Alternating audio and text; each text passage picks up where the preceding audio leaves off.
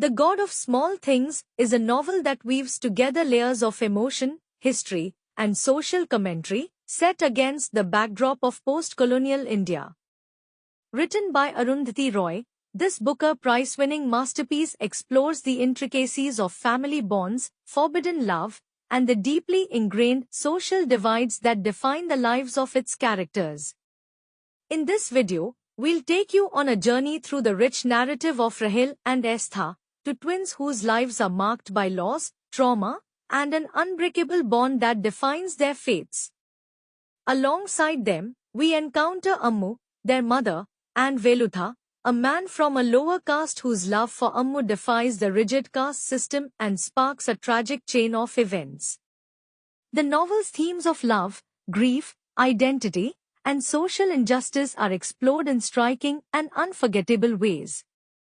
So join us as we explore the emotional complexity and rich storytelling that make The God of Small Things a compelling and poignant read. Whether you're revisiting this story or encountering it for the first time, there's always more to discover within its pages. The God of Small Things by Arundhati Roy begins with Chapter 1, Paradise, Pickles and Preserves, setting the tone for the novel's nonlinear narrative and introducing the central characters and themes. Summary of Chapter 1.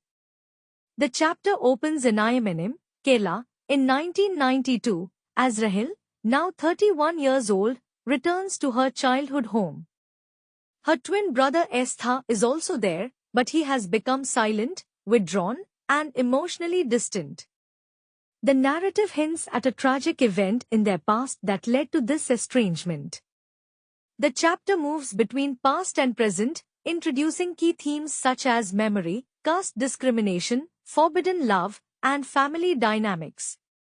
The small things and big things in life, the personal and the societal, are contrasted, foreshadowing the unfolding story. The death of Sophie Mol, their cousin from England, is alluded to, but details remain vague. The atmosphere is filled with decay and nostalgia, reflecting the aftermath of past traumas. The narrative style is poetic and fragmented, mirroring Rahel's scattered memories. Key themes in Chapter 1. Memory and trauma. The past constantly intrudes upon the present, shaping the characters' lives. Family and loss. The dysfunctional family relationships and unspoken pain are evident. Social inequality. The caste system and societal norms play a crucial role in the unfolding tragedy. Chapter 2. Pappachi's Moth. This chapter delves deeper into the past, providing background on the family history, societal norms, and childhood experiences of the twins, Rahel and Estha. It introduces their grandfather, Pappachi, Reverend IP, and grandmother, Mammachi, while also setting up important themes like patriarchy, abuse, and unfulfilled ambitions. Pappachi, a retired government entomologist, is an arrogant and frustrated man. His greatest disappointment in life is that he once discovered a new species of moth, but it was never named after him. This unacknowledged achievement haunts him, making him angry and violent, particularly towards Mammachi, whom he regularly beats. Despite her husband's cruelty, Mammachi proves to be talented in pickle making. After Pappachi's death, she establishes Paradise Pickles and Preserves, a successful business. However, she remains submissive to patriarchal norms and later shows her own prejudices, particularly against lower caste people. Chakko, Mammachi and Pappachi's son, studied at Oxford, where he married Margaret Kochamma, an Englishwoman. They had a daughter, Sophie Mol, but the marriage failed, and Margaret later remarried. Despite his education, Chakko is financially dependent on his mother and controls the family business. Baby Kochamma, the twins' great-aunt, once fell in love with a priest named Father Mulligan but was never loved in return. Her bitterness and jealousy shape her future actions, making her a key antagonist later in the novel. The chapter highlights moments from the twins' childhood, showing how they see the world in their own unique way, full of small joys and mysteries. Their bond is evident, as is their eventual fate, hinted at through foreshadowing. Key themes in Chapter 2: Patriarchy and Domestic Violence. Pappachi's abuse of Mammachi reflects gender oppression in Indian society. Caste and class divide. The novel begins to hint at untouchability and social hierarchy, which later becomes central to the plot. Unfulfilled dreams and bitterness. Pappachi, baby Kochamma, and even Chakko represent people whose unachieved aspirations shape their personalities negatively. Childhood versus adulthood. Rahel and Estha's innocent perspective contrasts with the complex and often cruel world of the adults. Chapter 3: Big Man the Laltain, Small Man the Mombatti. This chapter continues the nonlinear narrative, shifting between the past and present. It focuses on the arrival of Sophie Mol, the English cousin of Rahel and Estha, at Imnm House. The chapter highlights the contrast between the treatment of Sophie Mol and the twins, as well as early signs of caste and social discrimination. The chapter hints at a traumatic event involving Estha during a movie theater visit, where something bad happened to him. The details remain vague, but this event is crucial to the unfolding tragedy. The EP family, especially baby Kochamma and Mammachi, are excited about Sophie Mol's arrival. Since she is half English, she is treated as special, reinforcing colonial hangover and racial bias. In contrast, Estha and Rahel feel left out and invisible, their emotions dismissed as insignificant. Big Man the Laltain, Small Man the Mombatti phrase, meaning the big man is like a lantern, the small man like a candle, is used to symbolize power and hierarchy. In the context of the novel, it highlights the social inequality, caste divisions, and the smallness of individual suffering in a rigid society. Velutha, an untouchable Parvan, is introduced as a carpenter who works for the family. Although he is gifted and educated, he is still treated as inferior because of his low caste. His role will become central to the novel's conflict. A deeply emotional moment occurs when Rahel asks Ammu if she loves her, fearing that she is not good enough. This highlights a child's fear of abandonment, a recurring theme in the novel. Key themes in Chapter 3: Colonial legacy and racial bias. Sophie Mol, being half-white, is adored, while Estha and Rahel feel neglected. Social hierarchy and caste. Velutha, despite his talent, is still seen as low in society. Childhood insecurity. Rahel's anxiety about being unloved reflects the fragile emotional world of children. Foreshadowing of tragedy. The hints of Estha's trauma and Velutha's background suggest coming conflict. Chapter 4: Abhilash Talkies. This chapter focuses on Estha's traumatic experience at the movie theater, Abhilash Talkies, which is a key event in the novel. It also continues the nonlinear storytelling, providing deeper insights into the emotional world of the twins and the oppressive social realities they navigate. The EP family, including Estha, Rahel, Ammu, Chakko, and baby Kochamma, go to watch The Sound of Music at Abhilash Talkies. Chakko, despite being unemployed, buys special refreshments for Sophie Mol's arrival. Estha, dressed in an Elvis Presley-style outfit, is excited but also uneasy. During the intermission, Estha goes to the refreshment stall, where he encounters the sinister orange drink lemon drink man. The vendor sexually abuses Estha, whispering threats and forcing him into silence. Estha is deeply traumatized and confused, unable to process what happened. This event shapes his withdrawal from the world and contributes to his eventual silence as an adult. After the movie, Ammu carries Estha, sensing something is wrong, but Estha is unable to tell her about the assault. He fears he might be returned, like the oranges and lemons at the stall, meaning he might be rejected or sent away. This reinforces the theme of childhood vulnerability and how society silences victims. Key themes in Chapter 4. Innocence and Trauma. Estha's molestation marks a painful loss of innocence.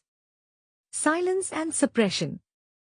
Estha is unable to speak about his abuse, mirroring broader societal silences. Gender and power. The abuse highlights the power dynamics between adults and children. Foreshadowing of tragedy. Estha's trauma sets the stage for later events that lead to irreversible consequences. Chapter 5. God's Own Country.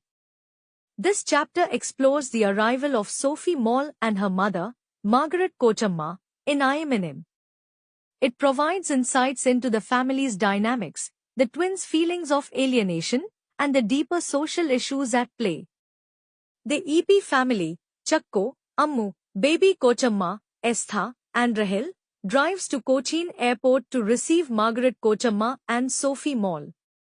Baby Kochamma is eager to impress Sophie Mol, as she is half English, reflecting her colonial hangover.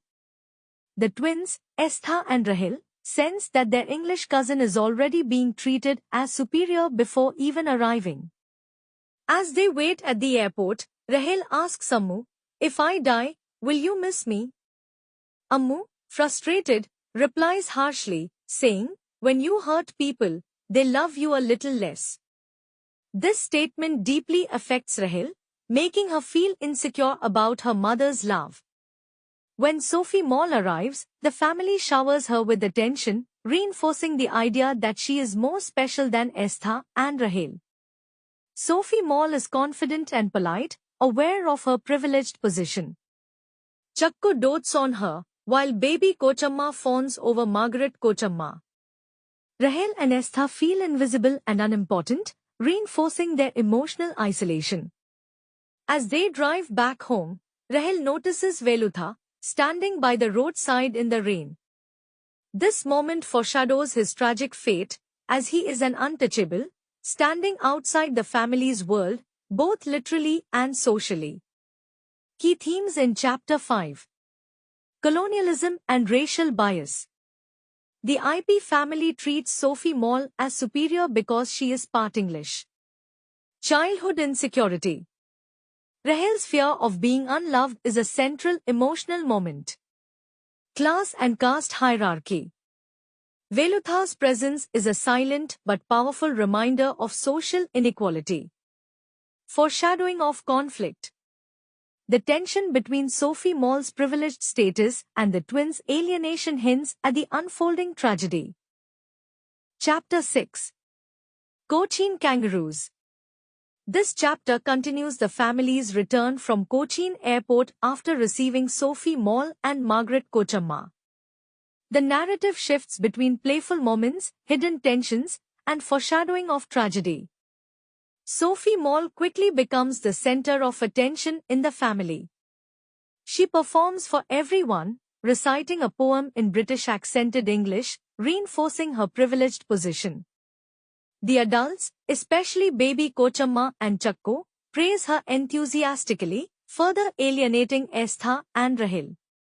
Feeling invisible, Rahel and Estha pretend to be animals, calling themselves the Cochin kangaroos.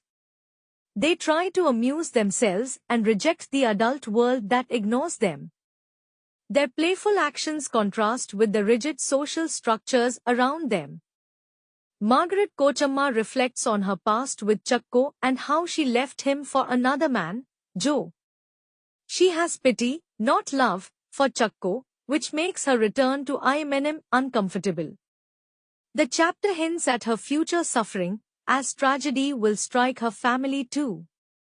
Rahel watches the family dynamics and senses the unspoken tensions between the adults.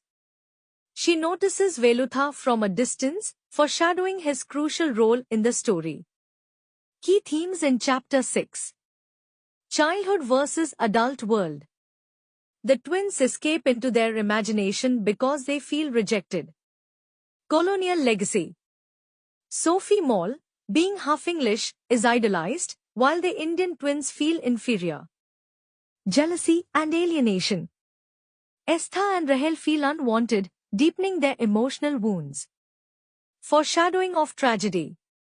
The chapter subtly hints at future losses, especially concerning Margaret Kochamma. Chapter 7. Wisdom Exercise Notebooks. This chapter delves into baby Kochamma's past, revealing her unfulfilled love and how it shaped her bitter, manipulative nature. It also provides insights into the family's rigid social norms and the influence of Catholicism on baby Kochamma's life. As a young woman, baby Kochamma fell in love with Father Mulligan, an Irish priest. To be near him, she joined a convent, hoping to impress him with her religious devotion. However, he never reciprocated her love, and she eventually left the convent, humiliated and heartbroken. After leaving the convent, baby Kochamma became bitter and resentful, turning into a rigid, conservative woman.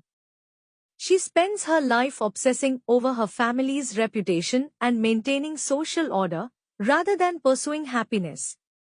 Her jealousy and frustration will later play a crucial role in the novel's tragic events. The title of the chapter comes from the notebooks baby Kochamma used to write in while in the convent, filled with religious reflections. These symbolize her failed dreams and her desperate attempt to find meaning in a world that rejected her desires. Key themes in Chapter 7. Unfulfilled love and bitterness. Baby Kochamma's failed romance makes her resentful and manipulative. Patriarchy and religion. Catholicism is shown as a restrictive force, dictating women's choices. Social reputation and control. Baby Kochamma becomes obsessed with maintaining societal norms to compensate for her own failures. Foreshadowing of betrayal. Her bitterness and jealousy will later lead her to make cruel decisions that harm Estha, Rahel, and Velutha. Chapter 8. Welcome home, our Sophie Mol. This chapter focuses on Sophie Mol's grand welcome at Ammu house, further emphasizing the favoritism and alienation felt by Estha and Rahel. It also introduces Velutha more prominently, hinting at his forbidden relationship with Ammu. The entire IP family gathers to celebrate Sophie Mol's arrival, treating her like royalty. Rahel and Estha feel invisible as everyone showers attention on their half-English cousin. Sophie Mol plays along, acting well-behaved, but she also observes the situation with curiosity. Feeling rejected, Estha and Rahel sneak away from the family gathering. They climb into an old guava tree, watching the adults from a distance. This highlights their growing emotional distance from the adult world. From their hiding place, Rahel sees Velutha walking along the river bank. He is described as strong, skilled, and different from other workers, a man who laughs easily. There is a hint of something unspoken between Ammu and Velutha, though nothing is confirmed yet. This moment subtly foreshadows the tragic consequences of their love. Key themes in Chapter 8. Colonial hangover and favoritism. Sophie Mol is celebrated for being half English, reinforcing social biases. Childhood rebellion. Estha and Rahel retreat into their own world, resisting adult hypocrisy. Caste and forbidden love. Velutha's presence hints at his later relationship with Ammu, which defies societal norms. Foreshadowing of tragedy. The twins' isolation and Velutha's growing importance suggest a looming disaster. Chapter 9. Mrs. Pillai, Mrs. Epen, Mrs. Rajgopalan. This chapter shifts the focus to social gossip and hidden tensions in the community.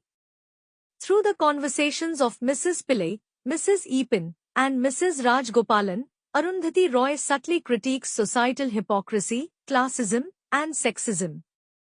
The chapter is named after three middle-class women who spend their time gossiping about others in Ammu. They discuss Ammu's divorce and how it has made her a fallen woman in their eyes. Their judgmental attitude reflects society's harsh treatment of independent women. Baby Kochamma fuels these gossips, making sure Ammu remains an outcast. She enjoys reinforcing traditional gender roles, despite her own past failures in love. This foreshadows her later betrayals, as she prioritizes family honor over Ammu's happiness. The chapter subtly mentions Comrade K.N.M. Pillai, a local communist leader. Velutha is loosely connected to Pillai's political movement, though his caste status prevents him from fully benefiting from it. This hints at the political backdrop of caste oppression and class struggle, which plays a role in Velutha's fate. Key themes in Chapter 9. Social hypocrisy. The women uphold strict moral standards for others while engaging in gossip. Gender inequality. Ammu is judged harshly for her divorce, while men like Chakko face no consequences for similar actions. Caste and politics. Velutha's connection to communism shows the complex power dynamics at play. Foreshadowing of conflict. The whispers against Ammu and Velutha suggest the tragedy that will unfold. Chapter 10. The river and the boat. In this chapter, the twins are traveling together on a boat, but the journey is more symbolic than literal. The boat ride serves as a metaphor for the passage of time, the flow of memories, and the weight of the past. The river represents both the continuity of life and the emotional currents that have shaped the characters' lives. The twins are reconnected after years of separation, and while they are physically together, there is a profound emotional distance between them. They each carry the burdens of the traumatic events from their childhood, particularly the death of Sophie Mol, their half-English cousin. This event, along with the family's disintegration, has left an indelible mark on their lives. The chapter focuses on the complex dynamics between Estha and Rahel. Estha is withdrawn and emotionally distant, haunted by guilt and trauma. Rahel, on the other hand, is more open to reconnecting with her twin but is also burdened by her own feelings of loss and grief.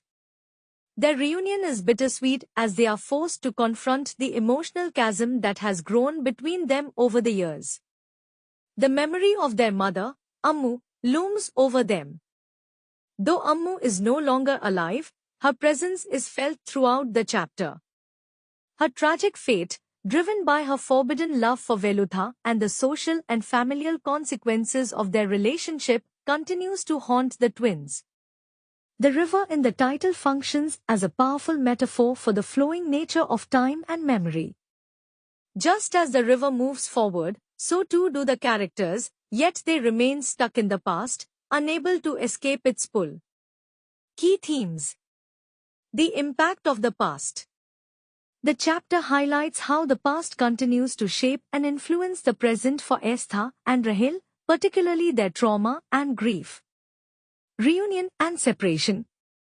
Though the twins are reunited physically, emotional barriers remain, showing the difficulty of reconnecting after years of separation and trauma. Symbolism of the river.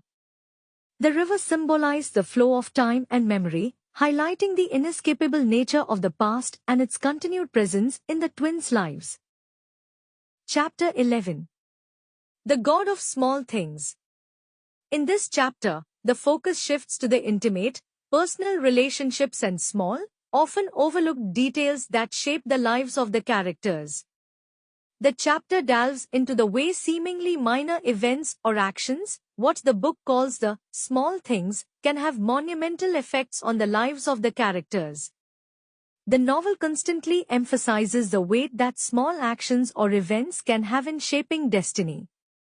Ammu's experiences and emotions are central to this chapter. She reflects on the deep, painful love she has for Velutha, the untouchable man with whom she shared a forbidden love.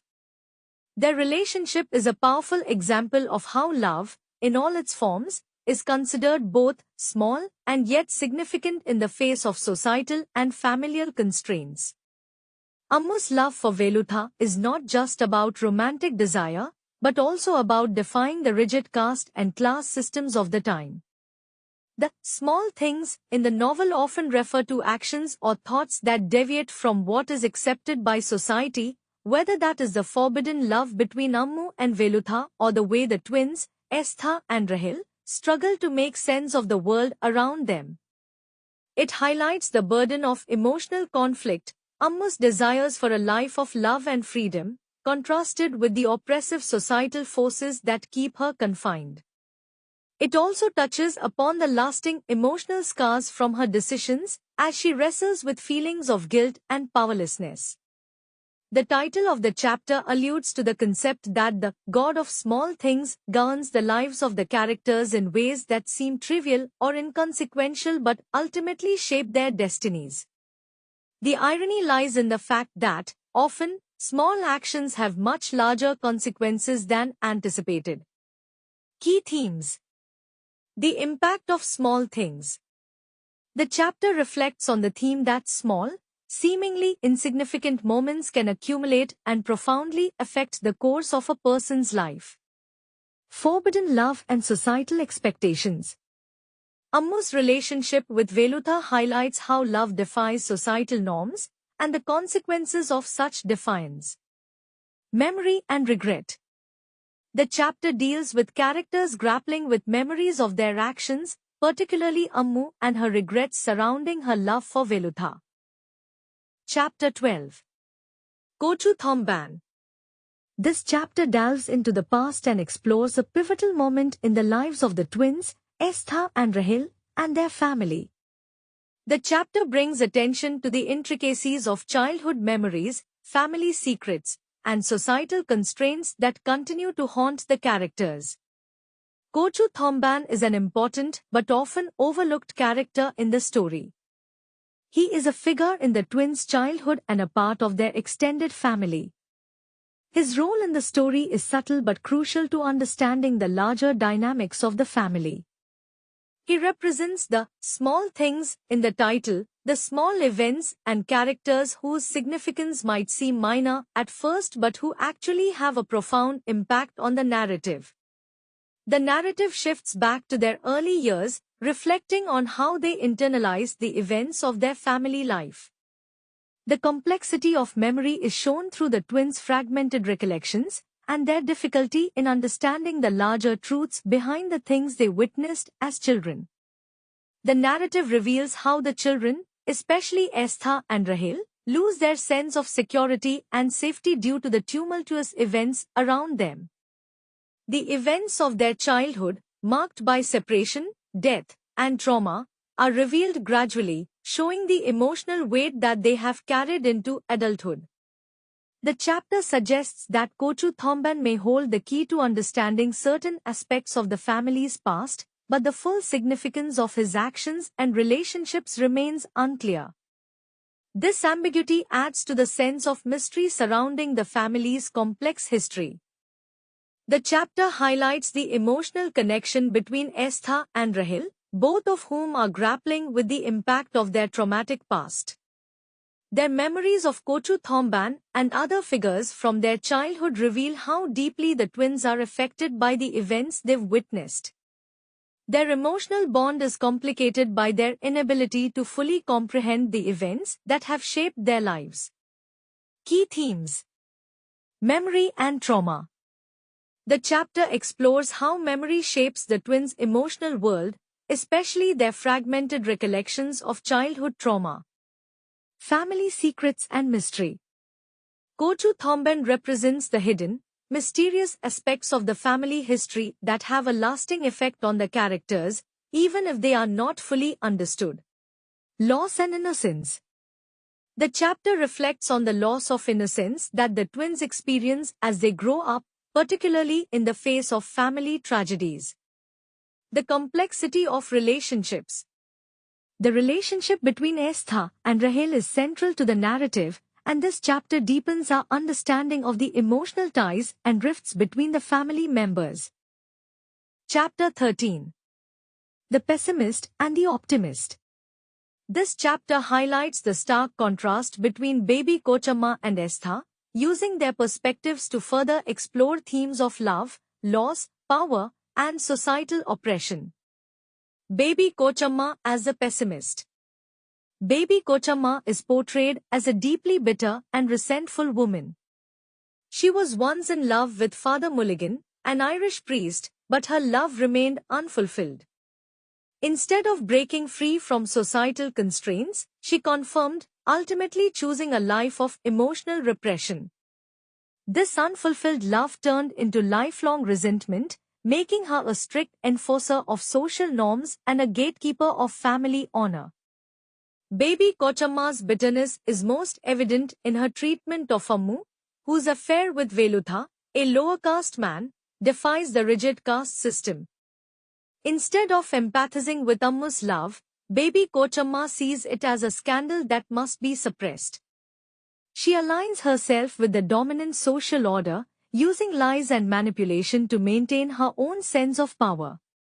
Her pessimistic worldview is rooted in her own failures, and she finds satisfaction in ensuring that others do not experience happiness either. Estha as the optimist. Estha, in contrast, represents an innate, quiet optimism despite his traumatic past. Though he has suffered deeply, being sexually abused by the orange drink lemon drink man and later being forcibly separated from Ammu, he still clings to small comforts and routines. Unlike baby Kochamma, who lets her past regrets define her, Estha attempts to move forward, finding solace in Rahel's presence and in repetitive actions.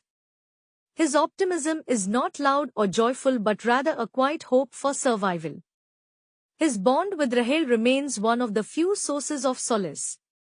The twins share an unspoken understanding, as they are both marked by the tragedy that shattered their childhood. Themes in the chapter: duality and contrasts. The chapter's title reflects a fundamental theme in the novel, the contrast between baby Kochamma's pessimism and Estha's optimism. Power and oppression. Baby Kochamma wields power through manipulation, while Estha is largely powerless, subjected to the choices and control of adults. This highlights how individuals navigate societal structures differently based on their position. Love versus societal constraints. Baby Kochamma's inability to act on her love stands in stark contrast to Ammu's defiant affair with Velutha, which ultimately leads to tragic consequences. Chapter 14. Work is Struggle. This chapter focuses on Velutha, the Parvan carpenter, and his position in the rigid caste hierarchy of Kerala. The chapter explores his labor, his relationships, and how society perceives him, reinforcing the novel's themes of power, oppression, and forbidden love. The chapter provides a deeper look into Velutha's life as a skilled carpenter and worker at the Paradise Pickles and Preserves factory. Despite his exceptional skills, he is constantly reminded of his lower caste status. The phrase, "work is struggle," is a lesson drilled into Velutha by his father, Vella Pape, emphasizing that as a low-caste man, he must work hard to survive in a world that will never fully accept him.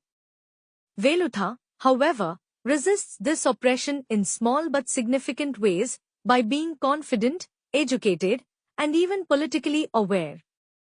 This makes him a threat to the social order.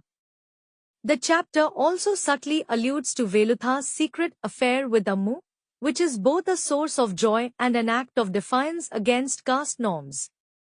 Their love is doomed from the start because it violates societal boundaries, reinforcing the novel's central tragedy. The chapter builds tension as Velutha's presence becomes more dangerous. Baby Kochamma and others in the household start to notice his growing confidence, which unsettles them. His involvement with the Communist Party is particularly concerning to those in power, as it signals a desire for social change. Themes in the chapter: caste oppression. Velutha's life is defined by his caste, no matter how talented or hard-working he is. Forbidden love.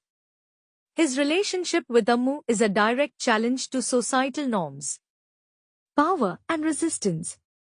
Velutha's quiet defiance, through both love and political involvement, foreshadows the tragic consequences he will face.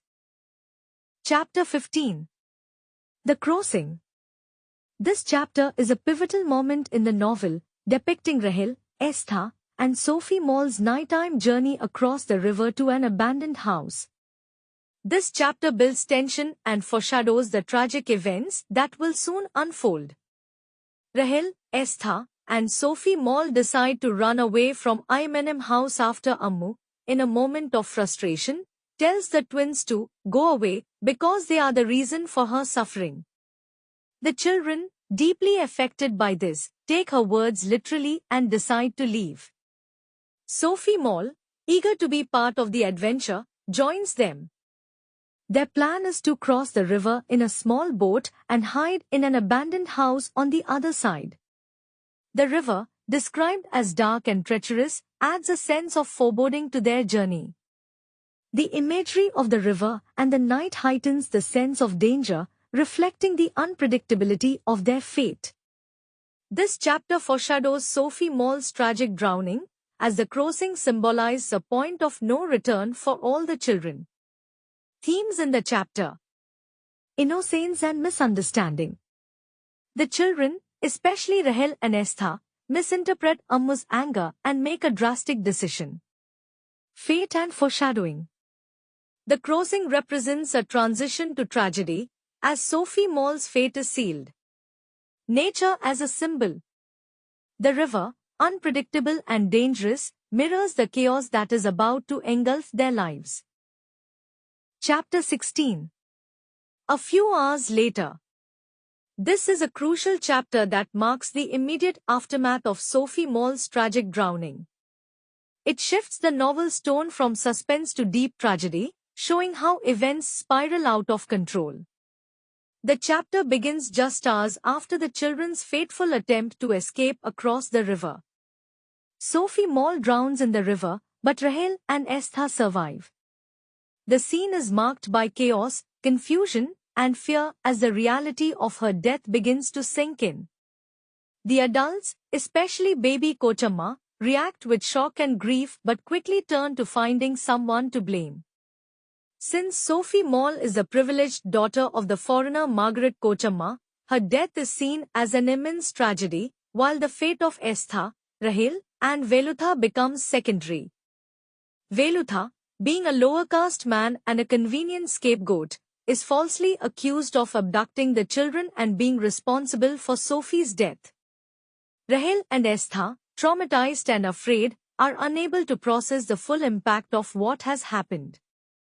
Baby Kochamma begins plotting how to manipulate the situation to protect the family's reputation. Themes in the chapter. Injustice and caste discrimination.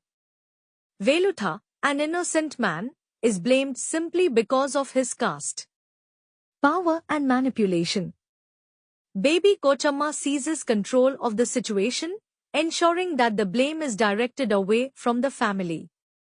Childhood trauma. Estha and Rahel's innocence is shattered as they become entangled in a tragedy they don't fully understand. Chapter 17. Cochin Harbour Terminus. This is a short yet deeply significant chapter that depicts Estha's forced departure from Immenem. It highlights the emotional and psychological consequences of the tragic events that have unfolded, particularly Sophie Mol's death and Velutha's wrongful persecution. The chapter is set at Cochin Harbour Terminus, a railway station where Estha is being sent away to live with his father in Calcutta. His separation from Rahel is abrupt and final, marking the beginning of their long estrangement. This moment is deeply traumatic, as Estha is too young to fully understand why he is being sent away or to resist it. The atmosphere at the train station is filled with silence and sorrow. Estha, overwhelmed with guilt and confusion, withdraws into himself. The forced separation of the twins symbolizes the lasting impact of trauma. Their childhood is effectively over. Estha does not cry or protest, showing how deeply he has been affected by recent events, particularly the role he was forced to play in Velutha's tragic fate. Themes in the chapter: loss and separation. Estha's departure represents the breaking of a deep, emotional bond between the twins. Guilt and trauma. Estha, though just a child, carries a heavy burden of guilt that will define his future. Silence as a response to trauma. Estha's withdrawal foreshadows his eventual muteness as an adult, highlighting how trauma silences victims. Chapter 18. The History House. This chapter showcases one of the most harrowing and pivotal moments in the novel. It depicts the brutal consequences of Ammu and Velutha's forbidden love, focusing on the horrific betrayal and violence that unfolds. Velutha, falsely accused of kidnapping the twins and being responsible for Sophie Mol's death, is captured by the police. He is taken to the History House, which was once a symbol of mystery and adventure for the twins but now becomes a site of horrific violence. The police, acting on baby Kochamma's lies, mercilessly beat Velutha nearly to death, reinforcing the deep-rooted caste oppression in society. Rahel and Estha, unaware of the full extent of the situation, are forced to witness Velutha's brutal beating. Their presence emphasizes the novel's theme of lost innocence. They are too young to understand the political and social forces at play but are permanently scarred by what they see. Estha, in particular, is later manipulated into falsely confirming the police's version of events, a moment that will haunt him for life. Baby Kochamma plays a key role in Velutha's downfall. She convinces the police that Velutha is a dangerous criminal, knowing that his lower caste status makes him vulnerable. She also coerces Estha into giving a false statement, ensuring that Velutha has no chance of survival. Themes in the chapter: caste oppression and injustice. Velutha, despite his innocence, is brutally punished simply for breaking societal rules. Betrayal and power. Baby Kochamma's manipulation highlights how power is used to maintain social order at the cost of innocent lives. Lost innocence.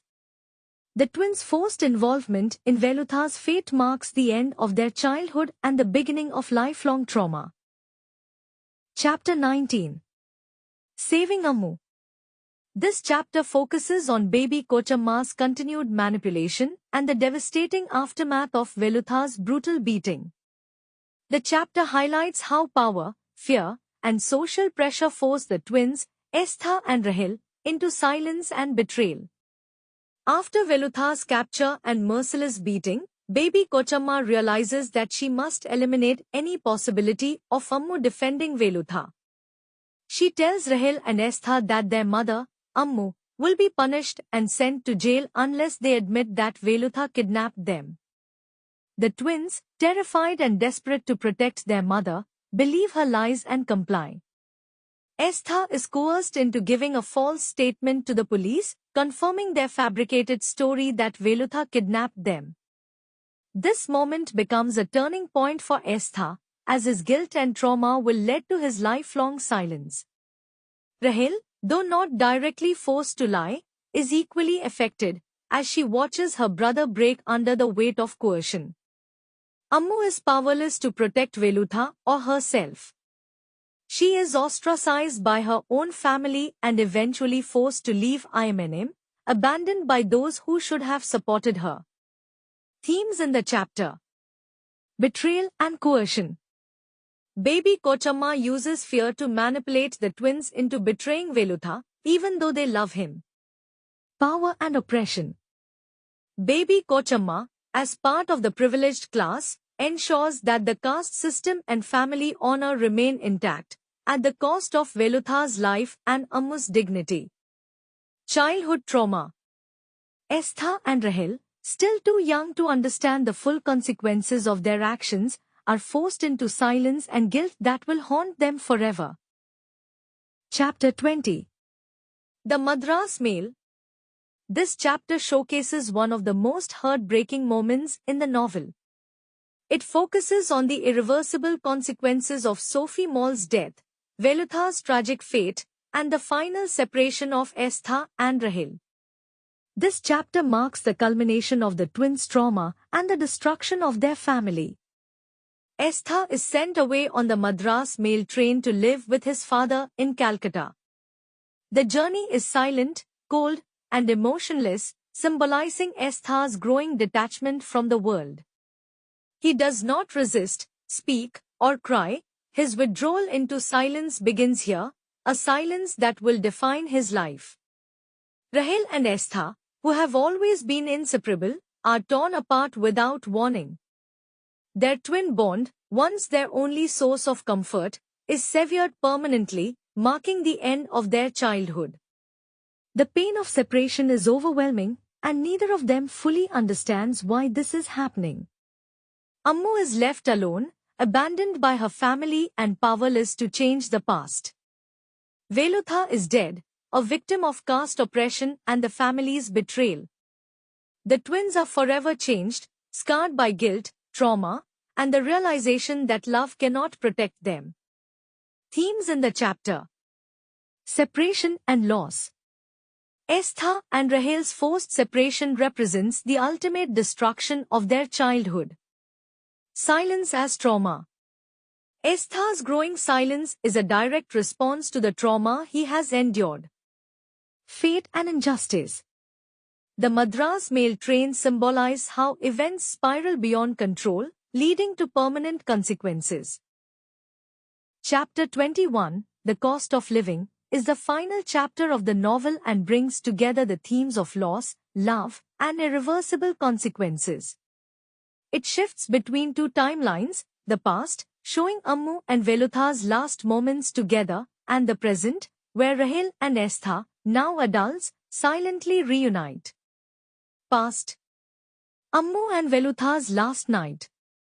The chapter reveals Ammu and Velutha's final night together, before they are discovered. They share a moment of tenderness and intimacy, despite knowing their love is doomed. This scene is filled with sensory details, the feel of each other's bodies, the quietness of the night, making their love real and tragic. The cost of living refers to the price they must pay for defying caste and societal norms. Present. Estha and Rahel's reunion. In the present, Rahel and Estha are reunited as adults, but their lives have been shattered by past trauma. Estha remains mute and emotionally withdrawn, while Rahel feels like a stranger in her own home. In a final, deeply intimate yet sorrowful moment, Rahel and Estha seek comfort in each other, highlighting their deep emotional scars. This act is not about passion, but about trying to piece together their broken selves, as they have lost everything else. Themes in the chapter: forbidden love and its consequences. Ammu and Velutha's love was doomed from the start, and they paid the ultimate price. Trauma and survival. Estha and Rahel, though alive, are emotionally dead, forever haunted by their past. Loss and longing. The novel ends on a note of unfulfilled desire, showing that some wounds never heal. The novel concludes with Rahel and Estha's reunion, but it offers no resolution or healing. Instead, it emphasizes that trauma and guilt linger, unhealed and persistent. The emotional devastation they feel, especially Estha's muteness and Rahel's loneliness, highlights the permanence of suffering caused by past events. The final moments, though intimate, underscore a sense of loss and longing, as they try to find solace in each other's company, but the weight of their history continues to haunt them. The God of Small Things is a deeply emotional, poignant novel that examines the impact of societal forces on individual lives, particularly those of marginalized groups. It highlights how the smallest actions, like a word, a look, or a choice, can have far-reaching consequences. The cost of love and living in a society that enforces strict norms is devastating, and the characters' tragic fates reveal the dark side of social expectations and the oppressive nature of tradition. In conclusion, the novel leaves readers reflecting on the complexity of life, the weight of the past, and the inability to escape one's societal and familial constraints.